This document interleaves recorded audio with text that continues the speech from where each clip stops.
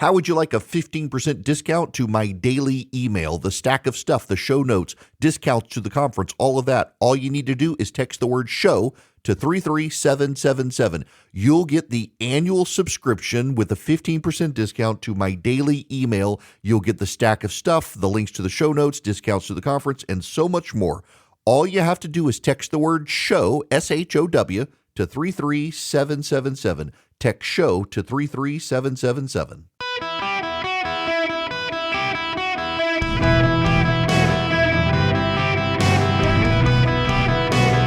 Welcome to the Eric Erickson Show podcast, Hour 3.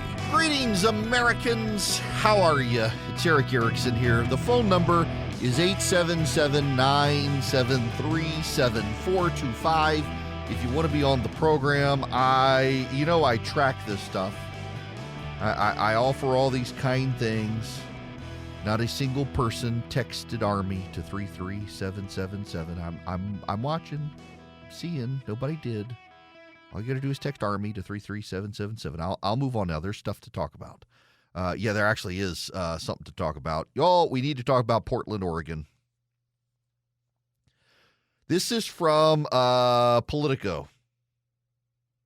Few American cities faced as much chaos as Portland over the last 4 years.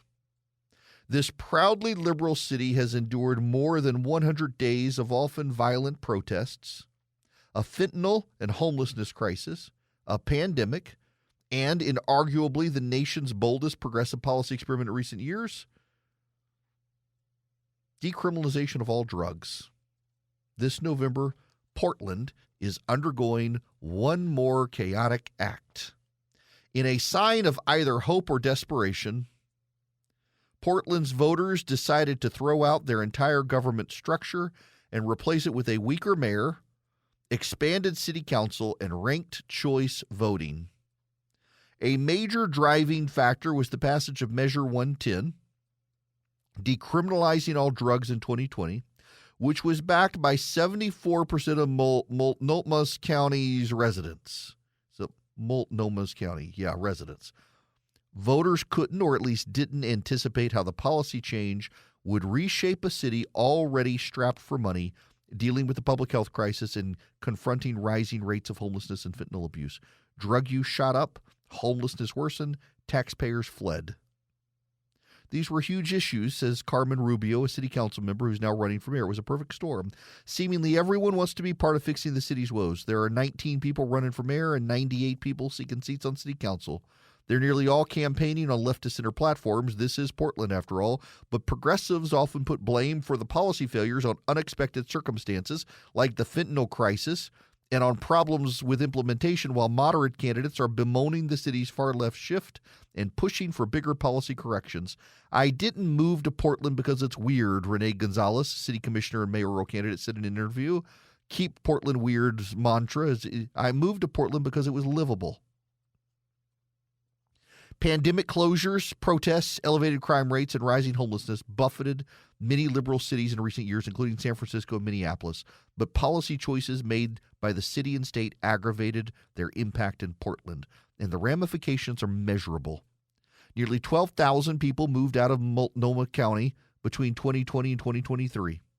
The exodus between 2020 and 21 alone took nearly $1.1 billion in taxable income out of the city. Portland's once bustling downtown is nearly empty, and a negative national reputation clouds its economic future. Earl Blumenauer, the congressman who's retiring, who's represented Portland since '96 and served on the county commission and city council, says Portland looks like Dresden in World War II. I spent 54 years trying to make Portland the most livable city in the country or in the world. No one's going to describe it like that now. Really, it is pretty awful. Now, here's the thing. At some point, even progressives can overdose on progressive policy.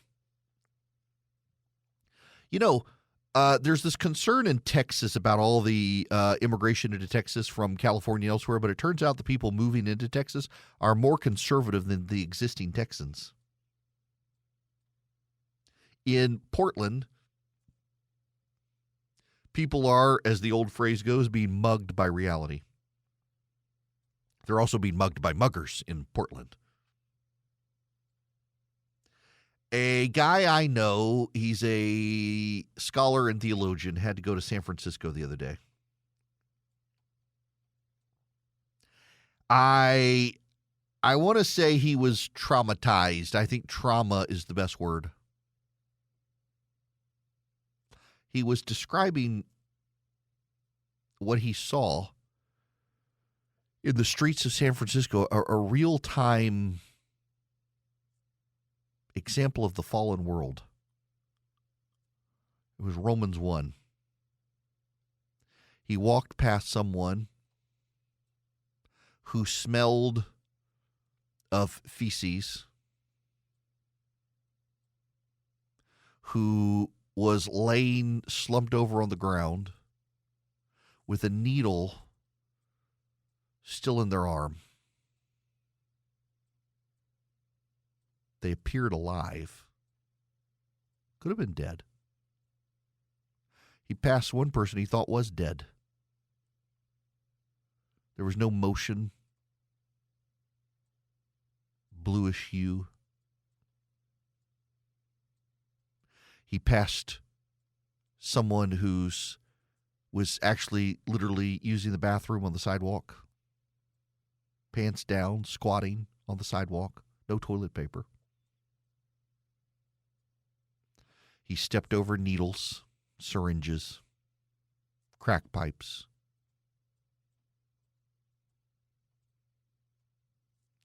And, there are some progressives out there who say this is just life in the city. Remember when the guy, what's his name, who wound up, he protected the passengers. He was on Daniel, what's his name? He was on the train in New York City. And the crazy homeless man was trying to assault people, and Daniel Pennyman, is that it? He put him in a chokehold. The guy was high on drugs, it seems, and had psychological issues, and he died. And now they're charging the man who saved people on the train from being attacked. They're charging him with murder.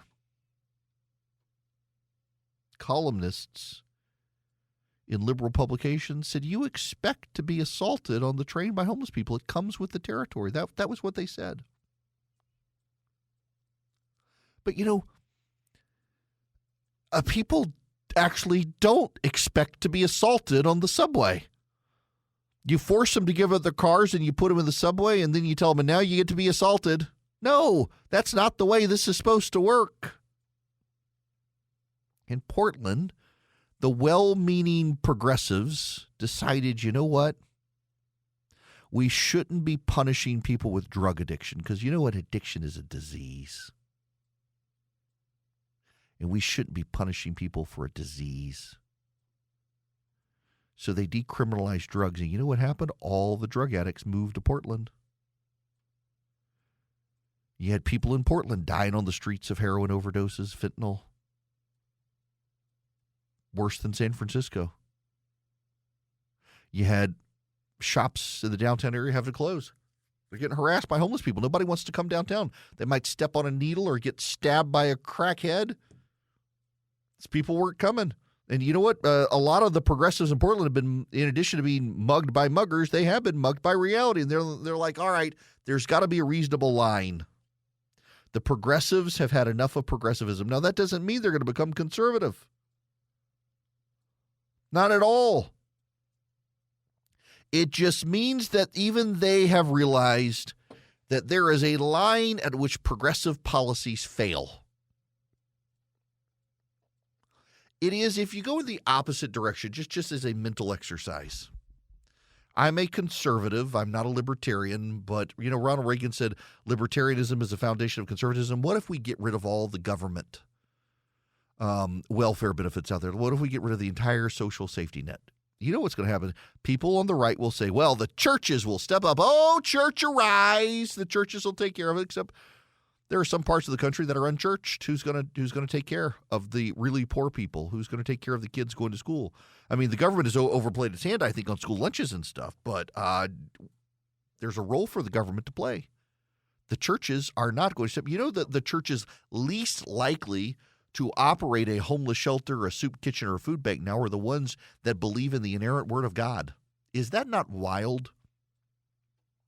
Progressive churches are far more likely to operate a homeless shelter or a food bank or a soup kitchen than evangelical churches that believe in the inerrant word of God. And the inerrant word of God says you'll be judged by how you take care of the widows, the poor, the orphans, and the refugees. Now, pro-life Christians are overwhelmingly likely to do foster care, adoption, things like that, but actually taking care of the homeless, that's for the progressive churches. Oh, church, arise. It's a fantasy we tell ourselves, but you know it's not really true. You get rid of the government social safety net for everything and everybody. You overcorrect to that end in the same way progressives overcorrected in Oregon. You know, a lot of people will go hungry, suffer, and probably die because the church will not rise, except in certain areas. There's a tightrope you walk. I lean to the right. Some people lean to the left. The goal is to not lean so far in either direction that you fall off. I'm a passionate conservative. I want to get rid of the current Social Security system. I actually think it's unconstitutional anyway, but the Supreme Court disagrees with me. So we have it. Get rid of it. Privatize it. Give school choice, all these sorts of things. But at the end of the day, that's still the government meeting a need for people. They're just using the private sector, and I think that's the way to go. But if you just give it all up, shut it all down, people will suffer. In the same way, if you give everybody everything they want, they will suffer as well. There's a balance. I think we could go further right. Some people think we could go further left. And in that struggle, we find a place in the middle that is too far to the left for me, too far to the right for someone else. But in some areas of the country, like there in Portland, Oregon, you got all these people who went so far left, they destroyed their own community. They overdosed on a good progressive time, while other people were literally overdosing in the streets because of their good progressive time, and the backlash has come. It's starting to come in San Francisco and California as well. In California, I forget the number now. Bill, I'm sorry. Program Director Bill out at KST, he and I have talked about it, and I have a sticky note. I'm not in my office. I have a sticky note on my desk with the proposition number, but y'all in California all know it. Gavin Newsom's opposed to it. The Speaker of the House is opposed to it. But the people of California, they've had enough of all the shoplifting. They got a proposition on the ballot to actually lower the threshold again for felonies for shoplifting and theft, because they're tired of all the people being able to steal up to $900 and there's nothing on the store shelves, and you got to go through Fort Knox just to buy a toothbrush at CVS, let alone condoms. Good Lord. The teenagers out there mortified these days. Probably going to have a rise in teen pregnancy. I can't go in and buy those. Somebody might see me. It takes 5 hours and a call over the intercom. 17-year-old needs you in the family planning aisle. Yeah. Like the old Louis Grizzard joke, you didn't tell me your daddy was a pharmacist. Progressivism is meeting its end at the hands of progressives because people have had enough of the insanity. At some point, you love people too much, you become abusive. That's what's happened in Portland, Oregon. We don't know how this election is going to play out, but they've certainly had enough. And the polling out there does suggest that there's actually going to be a wave of people coming in. And even the state is intervening, and the legislature is cracking down on the decriminalization of drugs and legislating back the strength of law to fight drug addiction and drug crimes. The people have had enough. At some point, even progressives have enough of progressivism. When conservatives have enough of progressivism, they move to Texas or Florida. When progressives have enough of progressivism, they got to overthrow their government and start over, and that's what's happening out west. AI might be the most important new computer technology ever. It's storming every industry. Everybody's talking about it. Billions of dollars invested, so buckle up. The problem is AI needs a lot of speed and processing power, so how do you compete without costs spiraling out of control? It's time to upgrade to the next generation of the cloud. Oracle Cloud Infrastructure, or OCI. OCI is a single platform for your infrastructure, database, application development, and AI needs. OCI has 4 to 8 times the bandwidth of other clouds, offers one consistent price instead of variable regional pricing, and of course, nobody does data better than Oracle. So now you can train your AI models at twice the speed and less than half the cost of other clouds. If you want to do more and spend less, like Uber, 8x8, Databricks, Mosaic, take a free test drive of OCI at oracle.com/Erickson, ERICKSON. That's oracle.com/Erickson, oracle.com/Erickson. Go check them out today. Hello there. Welcome. It's Eric Erickson here. The phone number is 877-973-7425. If you would like to be on the program, in fact, let's see, how are we doing? I can squeeze in a phone call here. Jim, you're going to be up next. Welcome. Well, thank you. Listen, here's an indicator that we may be headed toward a recession. Monday in the Wall Street Journal, there's an article about, front page, corporate insiders think their shares are way too high, so they start selling their own shares instead of buying them back. Mm-hmm. And everybody from Warren Buffett at Berkshire Hathaway to big tech people like Jeff Bezos at Amazon and Mark Zuckerberg of Facebook, down to Jamie Dimon of JP Morgan, are selling their shares, and they're saying the market is overpriced. Now, just on my own, I went and looked up the price to earnings ratio of the Standard & Poor's 500, our 500 biggest companies, and the average over 150 years for the S&P 500 is about 17, inflation adjusted 17. Right now, it's at almost 37. Right. That is really high, and very interesting, very unnerving. They don't like what they see. Yeah, and they think they smell something bad in the water. This has been coming up a lot. I'm glad you raised that point. The stock market has been very, very robust and great for everybody, but at the same time, it's gotten so high that guys who do this for a living are starting to think, we're getting ahead of our skis on this. It makes sense. By the way, right now, as I'm talking, the Dow's down 142 points. But it's still over 42,000, which is great. Fantastic if you're invested in it, myself included. I got a lot of money in the stock market in my 401k. But I am a little apprehensive. And when I see these very wealthy business owners out there starting to divest and say it might be overinflated, I'm with them. I'm not as smart as them. I'm not in the know. I don't pay as much attention to it as them, but I'm kind of with them. And as a result of that, there are some red flags out there. And I would be a little bit concerned about where things head. And, you know, the downside, honestly, the one major downside of Trump winning is that fallout could come in like December, January, and the Democrats blame it all on him. And, of course, stupid people are going to believe it, even though it's not true. But, I mean, it just as people blame Biden for the economy, they'll blame Trump. Now, I got to tell you about Vision Computers. Don't blame them. Blame yourself if you don't go to Vision Computers to get yourself a great computer, a great build. And also, they're a 5-star world-winning, it's so fantastic tech support. For $179 a year, discount if you tell them I sent you, you're going to be able to get their customer support for your computer, even if it's not a computer from Vision Computers. So if you're a tech guy, you hang out at the coffee shop every day, you work on your computer, you need your computer, and something happens to your computer, for $179 a year, you get your own IT department. You call Vision, they answer the phone in 15 seconds or less, they give you the answer to what you need. You're a sole proprietor, you're a small business, you don't have in-house IT support, Vision can take it over anywhere nationwide, and they can build you computers. And if they build your computer, it's all free. The tech support is free. Call them at 404-COMPUTE today. What are you losing? Downtime. You're losing money and time. 404-COMPUTE. Call them or go to visioncomputers.com. Tell them I sent you. Do business with Vision Computers. Welcome back. It is Eric Erickson here. Just real quick, Tampa, there was actually amazing video last night of all the water in Tampa Bay being sucked out.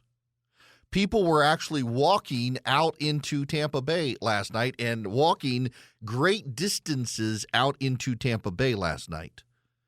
So much so that the emergency managers were having to use bullhorns and tell people run, because the water was starting to come back in. The water goes out, it does come back in, and people were worried people were going to get stuck. 5 people have been killed thus far. That death total is expected to go up. Barrier Islands were battered, over 3 million people without power. All the deaths so far are in St. Lucie County due to tornadoes. My agent and friend John lives in Vero Beach and sent a picture of just a horrific tornado on the ground. Rescuers have been pulling people from flooded or damaged buildings and vehicles. The roof has been ripped off the Tropicana field. A tower crane slammed into a building in St. Petersburg. 5 people killed due to tornadoes. Tampa Bay escaped the devastating storm surge, but the Barrier Islands report heavy flooding. I got to say, I've got a longtime dear friend, Rebecca. She and her husband live on Little Gasparilla Island, and I guess it was Ivan several years ago. Their home was just obliterated, and they have rebuilt, and they were deeply, deeply worried about Little Gasparilla Island, although I haven't heard yet they have gone to check and see for themselves what the damage is, and haven't gotten an update yet. But I'm praying hard that they survived. The death toll is now 11. Thanks again. 75 tornadoes. No, they had 100 tornado warnings, which was a record. And they had a tornado on I-75. They had a tornado on I-95. They had a tornado at the top of Vero Beach that just obliterated the top end of it. We've now got 11. The New York Times has not updated its headline, and as I scroll through, I see that it's actually 11. Just brutal, brutal devastation in Florida. And, God bless the people of Tampa. They were expecting the worst of it. The Tampa Bay, in fact, if you saw the video of the water being sucked out of Tampa Bay, you would realize how shallow it is. I had forgotten. So when I was a kid, my aunt and uncle lived in Tampa Bay, lived very near the bay, as a matter of fact. And I vaguely remember, they moved up to Eustis, Florida, and I vaguely remember going to Tampa to visit them, and there were frogs all over the streets at night. That's about the only thing I remember, but they were only a few blocks from the bay. And I remember then, like I distinctly, I think my parents must have a picture of me playing out, but the water, remember, it's not that deep. And all the water got sucked out. And then came flooding, roaring back in.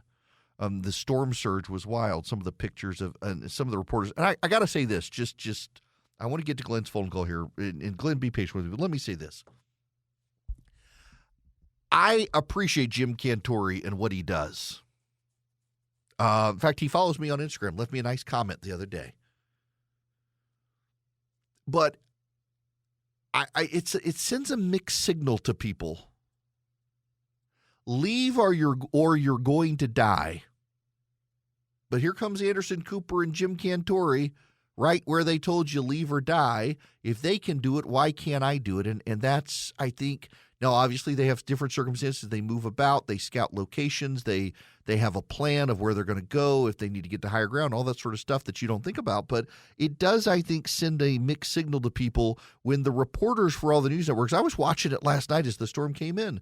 And I was jumping around between the Weather Channel and CNN and the Fox weather people, and everybody's covering it, and they're all out there in their rain gear, and they're like, yeah, the storm was at my feet, and now it's up to my knees. We think it's not going to get much higher than this dangerous situation. If I don't pay attention where the end of the sidewalk is, I fall into the river and get eaten by the alligator. If you do it, the people in the area are going to say, well, if they can do it, I can do it. Now, the problem is, of course, you're in your house, and when the 15-foot storm surge comes in, it overwhelms your house. Just a dangerous, dangerous thing. Linemen from all the way from California are there right now on the ground restoring power. A lot of people going to be up a lot of time restoring power. God bless the linemen, y'all. They don't. We talk about the military coming in. We talk about the guard. We talk about the police. The linemen. God bless those people. Your power gets turned back on by the linemen. If we didn't have the linemen, we'd stay in the dark. God bless them. Now, I want to get to Glenn's phone call. Glenn, welcome to the Eric Erickson Show. How are you? I'm doing fine. Just wanted to comment on, you were talking about Portland, and then the other gentleman talked about the stock market Yes. and thing. But to me, it's they're turning their backs on the democracy of the dead out in Portland. These rules have come across, have been developed over years, and so the dead got a vote. I like to think of it as the evolution of human society. Human society has evolved a pair, a man-woman pair, a family pair. Thou shalt not steal, thou shalt not murder. All civilizations, which predates any cities that we ever built, there were natural laws, like natural selections. It's basically natural selections of things that work and don't work. It's the democracy of the dead. It's the evolution of human society. Mm-hmm. The woke have turned their backs on history, and they've turned their backs on these laws. And just like gravity, you can ignore gravity, or you can say it doesn't exist, but you're still going to hurt yourself when you fall. And then more so from more so from Portland, we've done that on a national basis. We've ignored the natural law of you can't just print money and spend worthless stuff that has no real value. You will have this hyperinflation, and you'll destroy your society. So our people in Washington are doing the same thing. Yeah, but I call it evolution of human society. You can't turn your back on the laws, the observations that work. Right. Because otherwise you're doomed to extinction. That city was doomed to extinction unless it changed. You're right, Glenn. And what you're talking about here, and that quote from The Democracy of the Dead is from the Catholic philosopher and theologian G.K. Chesterton. It's such a great quote. Let me just read it so you understand what Chesterton meant by Democracy of the Dead. It will not do for us. If we attach great importance to the opinion of ordinary men in great unanimity when we are dealing with daily matters, there is no reason why we should disregard it when we are dealing with history or fable. Tradition may be defined as an extension of the franchise. Tradition means giving votes to the most obscure of all classes, our ancestors. It is the democracy of the dead. Tradition refuses to submit to the small and arrogant oligarchy of those who merely happen to be walking about. All Democrats object to men being disqualified by the accident of their birth. Tradition objects to their being disqualified by the accident of death. Democracy tells us not to neglect a good man's opinion, even if he is our groom. Tradition asks us not to neglect a good man's opinion, even if he is our father. I, at any rate, cannot separate the two ideas of democracy and tradition. It seems evident to me that they are the same idea. We will have the dead at our councils. The ancient Greeks voted by stones. These shall vote by tombstones. It is all quite regular and official, for most tombstones, like most ballot papers, are marked with a cross. What Chesterton was talking about is through trial and error over thousands of years, we ordered society in a particular way. We ordered society in a particular way. And sometimes along come upheavals that change society. Like, for example, so one of the questions people come up with sometimes is why are there sections of the New Testament where the Apostle Paul talks about slavery and how slaves are supposed to act and how masters are supposed to act to their slaves, and there's a whole book to a slave about his master, and why shouldn't they have been outlawed? Well, first of all, you have to understand that slavery in the Roman Empire is completely different from American slavery of the 18th and 19th century. There are documented examples of people selling themselves into slavery in the Roman Empire, because slavery in the Roman Empire was defined by class. If you went as a slave to a high-class family, you were a high-class slave. You lived the luxuries of high class there. You taught their kids, you handled their affairs, and you could work your way out of slavery. In American slavery, it was a brutal, evil regime. You couldn't work your way out of it. In ancient Rome, you could. It was a completely different thing. It was more like a employer-employee relationship, although you were bound to that person for a number of years. It was a different sort of thing. But every society had slavery. Every society did. I mean, there's still slaves today. In parts of Africa, there's still slavery exists. And heck, in this country, in some dark corners with human trafficking, there are slaves. It was actually the rise of the Christianization of the West that abolished slavery. I mean, even modern historians recognize it was the Wilberforce movement in Great Britain, led by Christian faith. John Newton, the theologian who wrote Amazing Grace, been a slave trader, converted, preached regularly against slavery, inspired William Wilberforce, and it was this thing that worked. But the tradition was slavery. The only wild card event came about as these Christians. Well, we have wild card events occasionally in society disrupt things. But oftentimes what it is now is that progressivism doesn't have a sense of history. Progressivism is actually defined by a power dynamic. I mentioned this yesterday. Progressivism is about power relationships, so you don't have to have history, because essentially what you're trying to do is to disrupt the historic power balances. So you don't need history. You just want to disrupt it. But in the process, you forget we've ordered society through trial and error. You can say divinity. You can say God gave us these rules. But if you want to take God out of the equation, it's just trial and error. We had polygamy. Polygamy didn't work. I mean, it's a good thing we got rid of polygamy eons ago, because can you imagine the backseat drivers if you had two wives? I kid. But yeah, I mean, polygamy didn't work. It's a nuclear household. You raise the kids. The kids aren't outsourced to someone else. You raise them. Your kids have kids. Your family lives together. You know, it's actually an anomaly of actually the 20th and 21st century America, late 20th century and the 21st century, where kids are more often than not, they pack up and they leave home and they travel a far distance where the families aren't together. I got a buddy of mine who's got a kid, and he's got a sibling with a kid, and the whole family helps out. Both sides of the family, they help out. I think about my situation with my wife and her family, who was within 2 hours of us, and we never hired babysitters. We either took the kids with us, or we went to my in-laws in Carrollton and dropped the kids off if we went out of town. And then I've got a friend of mine right now who they are 1,000 miles from the nearest relative, raising small kids, and it's their church community is kind of taking them in, and their aunts and uncles who aren't really aunts and uncles. But through tried and true methods, we've ordered society, and like drug use and drug addiction are bad things. And here come the progressives saying, no, we want this licentiousness. Let's let it have it. And we can tell you exactly how your society is going to do, because we went through the trial and error, and people just forgot. And we got to remember again, and the people in Portland, Oregon are having this great awakening, and they're rediscovering things. You know why the Dark Ages were the Dark Ages? It's not because people lived in darkness. It's that they forgot a lot of things. When Rome fell, a lot of the institutional knowledge collapsed with it. Like, for example, boil water to make it drinkable.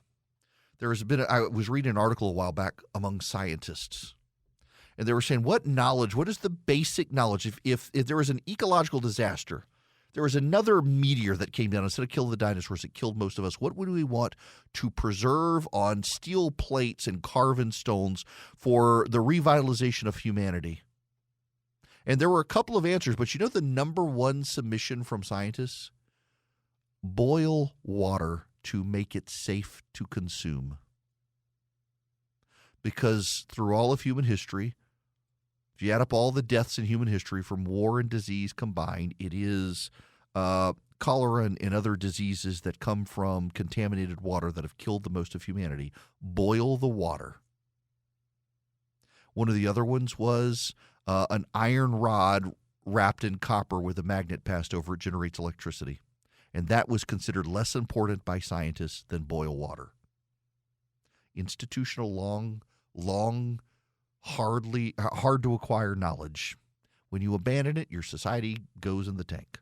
Now, I got to tell you about the secret war on cash from Swiss America. With interest rates the way they are, with the market the way it is, and with currency the way it is, Swiss America has been warning people about a secret war on cash. They're the trusted leader in precious metals in this country for 40 years. They're rated A+ by the Better Business Bureau, and they can educate you to help you protect your assets.